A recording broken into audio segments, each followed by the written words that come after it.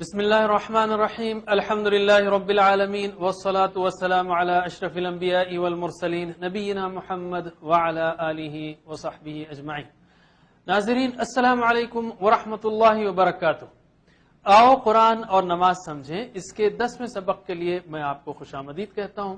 اس میں ہم سورۃ الاخلاص سیکھیں گے، گرامر میں امر و نہی کے صیغے سیکھیں گے، اور 2 نئے الفاظ، ویسے پرانے اور بھی الفاظ ہیں، 2 نئے الفاظ جو قرآن میں 432 بار آئے ہیں۔ ہم شروع کرتے ہیں سورۃ الاخلاص سے۔ سورۃ الاخلاص ابتدائی مکی سورت ہے، اس کا نام ہے اخلاص، یعنی جو کوئی اس کو سمجھ کر پڑھے گا اور اس پر ایمان لائے گا تو اس کا عقیدہ خالص ہو جائے گا۔ اور یہ سورت لوگوں کے سوال کے جواب میں نازل ہوئی کہ لوگ پوچھا کرتے تھے کہ آپ کس معبود کی طرف بلاتے ہیں، کس کی عبادت کی طرف بلاتے ہیں، تو اللہ تعالیٰ نے یہ سورت نازل کی۔ یہ سورت بہت فضیلت والی ہے، اس کو آپ اس لیے مت پڑھا کیجئے کہ چھوٹی سورت ہے جلدی سے نماز پڑھیں گے، بلکہ اس کے فضیلت کو یاد کرتے ہوئے، اس کی اہمیت کو ذہن میں رکھتے ہوئے پڑھیے۔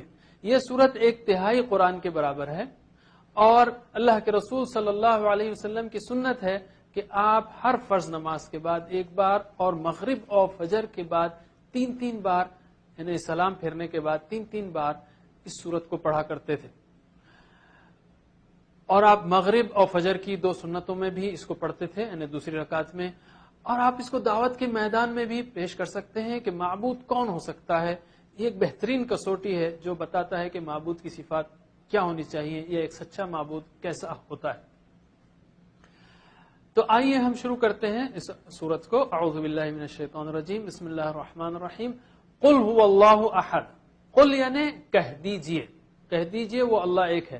تو قل کا مطلب ہے کہہ دیجئے، قرآن میں سینکڑوں بار آیا ہے قل کا مطلب ہے کہہ دیجئے۔ ہوا یعنی وہ، هو اللہ وہ اللہ ہے، هو اللہ وہ اللہ ہے۔ احد یعنی ایک ہے، اکیلا ہے۔ احد پازیٹیو معنوں میں صرف اللہ تعالی کے لیے استعمال ہوتا ہے۔ احد یعنی ایک ہے، یہ اکیلا ہے، اس کا کوئی دوسرا نہیں ہے۔ آپ کو یاد ہے ہم نے کہا تھا کوئی بھی صورت کو زندگی میں لانا ہو، قرآن سے تعامل کرنا ہو، یعنی انٹریکشن کرنا ہو، قرآن کی آیتوں کو زندگی میں لانا ہو، تو اس کے لیے 4 سٹیپس بہت اہم ہیں: دعا، احتساب، پلان اور تبلیغ۔ دعا، احتساب، پلان اور تبلیغ۔ ہم نے پڑھا ابھی قل هو اللہ احد۔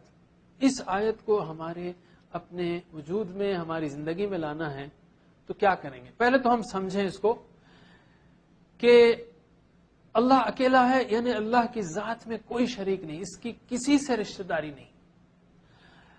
اللہ کی صفات میں کوئی شریک نہیں، یعنی کوئی غیب کو نہیں جانتا، کوئی اس کے جیسا سن نہیں سکتا، کوئی اس کے جیسا دیکھ نہیں سکتا، کوئی اس کے جیسا مدد نہیں کر سکتا۔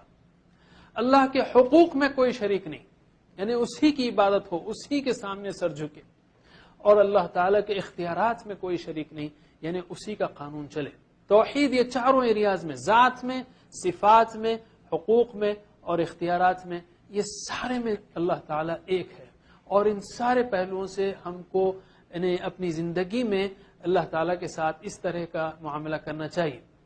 یعنی ہم دعا، احتساب، پلان، تبلیغ جب کہہ رہے ہیں تو ہم دعا کر سکتے ہیں کہ اے اللہ مجھے صرف تیری ہی عبادت کی توفیق دے۔ احتساب کر سکتے ہیں ہم کہ کتنی بار نفس کی بات مانی۔ اللہ تعالیٰ نے کہا قرآن میں افرأیت من اتخذ الہہ ہوا، کیا تم نے دیکھا اس شخص کو جس نے اپنے خواہش نفس کو الہ بنا لیا، معبود بنا لیا۔ کتنی بار نفس کی مانی، کتنی بار شیطان کی مانی۔ اللہ تعالیٰ نے کہا کہ شیطان کی عبادت نہیں کرنا، اللہ تعبد الشیطان۔ کیوں مانی؟ خراب دوستوں کی وجہ سے، خراب چیزوں کی وجہ سے، انٹرنیٹ، ٹی وی، موبائلز، اگر اس کا خراب استعمال کر رہے ہیں تو اس کو ہٹائیے زندگی سے، دوستوں کو ہٹائیے، احتساب کیجئے، پلان بنائیے خالص اللہ تعالیٰ کی عبادت کا۔ اور قل ہے یعنی تبلیغ کیجئے، تو ہم کو بھی بہترین انداز سے حکمت کے ساتھ تبلیغ کرنا ہے ساری دنیا تک کہ اللہ تعالیٰ ایک ہے، اسی کی اکیلے کی عبادت ہونی چاہیے۔ چلیے پریکٹس کیجئے۔ قل کہہ دیجئے، ہوا اللہ احد، قل هو اللہ احد، کہہ دیجئے وہ اللہ ایک ہے۔ اللہ الصمد، اللہ بے نیاز ہے. صمد کا مطلب ہے بے نیاز، یا دوسرا معنی سمجھانے کے لیے سب اس کے محتاج ہیں، وہ کسی کا محتاج نہیں. صمد یعنی سب اس کے محتاج ہیں، وہ کسی کا محتاج نہیں. تصور کیجئے، میں نے کہا تھا کہ تصور اور احساس اور دعا، یہ تینوں چیزیں کم از کم یاد رکھیں. وہ سارے بڑے چارٹ میں جو ہم نے آپ کو شروع میں بتایا کہ دعا، احتساب، پلان، تبلیغ، اور اس سے پہلے ہمارا تعلق قرآن سے راست ہے، ڈائریکٹ ہے، پلانڈ ہے، پرسنل ہے، ریلیونٹ ہے. تو ہم کو سمجھنا چاہیے فہم، توجہ اور تصور اور احساس. کم از کم تصور، احساس اور دعا کو یاد رکھیے، تین چیزوں کو. تو اللہ الصمد، تصور کیجئے کہ ساری مخلوقات، سارے انسان اسی کے کرم سے زندہ ہیں، اسی سے بھیک مانگ رہے ہیں، اور وہ سب کی ضرورتوں کو پورا کر رہا ہے، وہ کسی کا محتاج نہیں. ہم اس پہ یہ بھی دعا کر سکتے ہیں ایک پہلو سے کہ اے اللہ تو میری ضرورتوں کو آج تک پورا کرتا آ رہا ہے، آگے بھی کرتا رہے. اے اللہ مجھے صرف تیرا محتاج رکھ، کسی اور کا محتاج نہ رکھ. تو ایک بار پریکٹس کیجئے. اللہ الصمد، اللہ بے نیاز ہے. بہت سمپل ہے. لم یلد ولم یولد. لم کا مطلب ہے ڈڈ ناٹ. لم یلد یعنی نہیں اس نے جنا. لم کا مطلب ہے نہیں، یلد اس نے جنا. لم کا مطلب ہے نہیں، یلد اس نے جنا، اس نے پیدا کیا، کسی کو جنم دیا. لم اور لن بہت اہم الفاظ ہیں قرآن میں اور بہت زیادہ بار آئے ہیں. لم کا مطلب ہے ڈڈ ناٹ، پاسٹ کا نہیں ہے، یہ ماضی کا نہیں ہے، یہ ماضی کر دیتا ہے. لم یعنی ڈڈ ناٹ، اور لن یعنی ول ناٹ. لن یعنی ول ناٹ، نہیں ہوگا، ہرگز نہیں ہوگا، لن ہے یہ. اور لم جو ہے ڈڈ ناٹ ہے.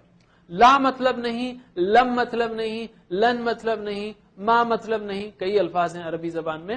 بہرحال لم یلد نہ اس نے جنا، ولم یولد، و یعنی اور، لم یعنی نہ، یولد جنا گیا، اور نہ ہی وہ جنا گیا یعنی وہ اس کو کسی نے جنم نہیں دیا، وہ کسی کا بیٹا نہیں ہے.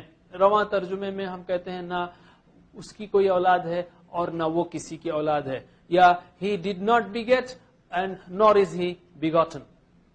تو ولم یولد اور نہ ہی وہ جنا گیا. یلد اور یولد جو مادے سے بنے ہیں، اسی مادے سے الفاظ جو نکلتے ہیں اردو میں، والد، والدہ، والدین، اولاد، ولادت، میلاد، یہ سارے الفاظ اسی یلد اور یولد سے ہے. یلد ایکٹیو وائس ہے، یلد اس نے جنا، اس نے جنم دیا. یولد جو ہے پیسیو وائس ہے، وہ جنا گیا، وہ جنا گیا. لم یلد ولم یولد، نہ اس نے جنا اور نہ وہ جنا گیا. اولاد کس لیے؟ انسان تھک جاتا ہے، اکیلا پن محسوس کرتا ہے تو بچے اس کو بہلاتے ہیں. انسان بوڑھا ہو جاتا ہے تو بچے اس کا سہارا ہوتے ہیں. انسان مر جاتا ہے تو اولاد اس کا ورثہ اور اس کا کام اور نام جاری رکھتی ہے. اللہ تعالیٰ ان ساری کمزوریوں سے پاک ہے، وہ ہمیشہ سے ہے، ہمیشہ رہے گا، اس لیے اس کو اولاد کی کیا ضرورت ہے؟ اس کو اولاد کی ضرورت نہیں ہے. لم یلد ولم یولد ہمیشہ سے ہے. ٹائم اسکیل پر سوچیے، آپ پیچھے چلے جاتے جائیے، اور فیوچر میں بھی ہمیشہ سے، ہمیشہ. کیسا عظیم اللہ تعالیٰ ہے وہ. اس آیت کو پڑھتے ہوئے یاد رکھیے کہ اس پیغام کو 150 کروڑ عیسائیوں تک پہنچانا ہے ہم کو، جو یہ غلط عقیدہ رکھتے ہیں کہ عیسیٰ علیہ السلام اللہ کے بیٹے ہیں. حکمت سے پہنچانا ہے، محبت سے پہنچانا ہے، طریقے سے پہنچانا ہے کہ دیکھو اللہ تعالیٰ کا بیٹا نہیں ہو سکتا.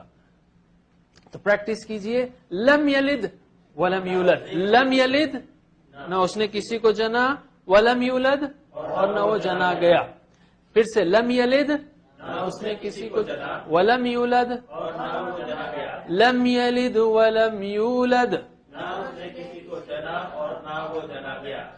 ولم یکن لہ کفوا احد. و یعنی اور، لم یعنی نہیں، یکن ہے. ولم یکن اور نہیں ہے. ولم یکن اور نہیں ہے. ولم یکن اور نہیں ہے. لہو اس کا یا اس کے لیے. لہو یعنی اس کا. اس سے پہلے ہم نے سیکھا تھا لہو، لہم، لکا، لکم، لی، لنا. تو لہو اس کا یعنی اللہ تعالیٰ کا یا اس کے لیے. اور اس کی مثال بھی ہم نے سیکھی تھی، لکم دینکم ولی دین. لا مطلب لیے، لہو اس کا یا اس کے لیے. کفون ہمسر برابری کا، کفون ہمسر یا برابری کا. احد یہ اردو میں ہم کہتے ہیں کہ رشتہ طے کرتے وقت فقہ کا جو ہے گائیڈ لائن ہے، یہ مشورہ ہے کہ کفو کا خیال رکھا جائے، یعنی لڑکی کا خاندان لڑکے کا خاندان معاشی طور پر یا کلچرلی برابر ہوں تو دونوں میں نبھ سکتی ہے. تو کفو کا خیال رکھنا ہے ہمسری کا، برابری کا. تو کفو یعنی ہمسر برابری کا. احد یعنی کوئی. دیکھیے شروع میں تھا قل هو اللہ احد، کہہ دو وہ اللہ ایک ہے، وہاں پر مطلب تھا ایک، اور یہاں پر ہے ولم یکن لہ کفوا احد، کوئی اس کے جیسا نہیں. تو احد پازیٹو میں ایک اللہ کے لیے استعمال ہوتا ہے، نیگیٹو معنوں میں منفی معنوں میں کوئی کے معنوں میں استعمال ہوتا ہے، کسی کے لیے بھی کوئی منفی معنوں میں یعنی کوئی نہیں ہے، ما فی احد کوئی نہیں ہے. تو ولم یکن لہ کفوا احد اس کے جیسا کوئی نہیں ہے، اس کی برابری کا کوئی نہیں ہے. تو دل میں اس کی عظمت ایسی چھا جائے کہ اللہ تعالیٰ کے برابر کوئی بھی دور دور تک نظر ہی نہ آئے، نہ اس کی ذات میں، صفات میں، حقوق میں، اختیارات میں، ان چاروں ایریاز میں کوئی اس کے برابر نہیں ہو سکتا. کیا تو احتساب بھی کر سکتے ہیں ہم، اے اللہ دعا کر سکتے ہیں کہ اللہ میرے ذہن میں تیری عظمت بٹھا دے، اور پھر احتساب کر سکتے ہیں ہم کہ کیا میرے ذہن میں کوئی اور بھی ہے جس سے میں ڈرتا ہوں، کسی اور سے امید ہے، کسی اور سے کو جو ہے کام کرنے والا سمجھتا ہوں. پریکٹس کیجئے. وَلَمْ يَكُنْ اور نہیں ہے لَهُ اس کا كُفُوًا احد وَلَمْ يَكُنْ لَهُ كُفُوًا احد. اور نہیں ہے اس کا کوئی ہمسر. ایک صحابی کا واقعہ ہے کہ وہ نماز کی ہر رکعت میں سورہ اخلاص پڑھتے اور پھر کوئی اور سورت پڑھتے. صحابہ کرام نے اس بات کو محمد صلی اللہ علیہ وسلم کے سامنے پیش کیا تو آپ نے ان صحابی کو بلایا، پوچھا کہ تم ایسا کیوں کرتے ہو؟ تو انہوں نے جواب دیا کہ مجھے اس صورت سے بہت محبت ہے. تو اللہ کے رسول صلی اللہ علیہ وسلم نے فرمایا اس صورت سے تمہاری محبت نے تم کو جنت میں داخل کر دیا، تو اس صورت سے محبت کیجیے تو انشاءاللہ اللہ تعالی جنت میں داخل کرے گا. کیسے محبت کریں گے؟ پہلی بات تو توحید کی نعمت کی قدر کیجیے، جو بھی اس کی قدر کرے گا وہ بے انتہا خوشی سے پڑھے گا. دوسری اور ایک مثال دیتا ہوں میں کہ مثلا ہر انسان اپنے ان رشتہ داروں کا جو کسی خاص شان کے ہوں، کوئی نوبل پرائز ونر ہو یا کوئی بہت بڑا فٹ بال کا سٹار ہو یا کرکٹ کا سٹار ہو یا بہترین سائنسداں ہو، جو بھی ہو، اگر اس کے رشتہ داروں میں پڑوسیوں میں موجود ہو تو کسی نہ کسی نے بہانے بات چیت میں وہ ضرور ذکر کرے گا کہ دیکھو بھائی میرا بھائی ہے نا وہ ایسا ہے، میرا والد ہے نا وہ ایسے، میرا چچا ہے نا ایسا ہے، میرا پڑوسی ہے نا وہ ایسا ہے، وہ بھی خوشی سے ذکر کرے گا. تو یاد رکھیے اللہ تو میرا خالق ہے، رازق ہے، رب ہے، محبوب ہے، سب سے بڑھ کر محسن ہے، وہ ہم سب سے 70 ماؤں سے زیادہ محبت کرتا ہے. پھر کیوں نہ میں اس کا ذکر بار بار ذکر کروں، محبت سے کروں کہ میرا رب تو ایسا ہے کہ اس کے جیسا کوئی نہیں. وَلَمْ يَكُنْ لَهُ كُفُوًا أَحَدٌ، نہ تھا نہ ہوگا. کوشش کیجئے کہ اس صورت پڑھتے ہوئے دل پورا اللہ تعالیٰ کی عظمت سے بھرا رہے. اس کے ساتھ ساتھ اس توحید کو پھیلانے کے پلانز بھی بنائیے. ناظرین اب ہم لیتے ہیں ایک چھوٹا سا بریک، انشاءاللہ پھر حاضر ہوں گے. والسلام علیکم ورحمۃ اللہ وبرکاتہ.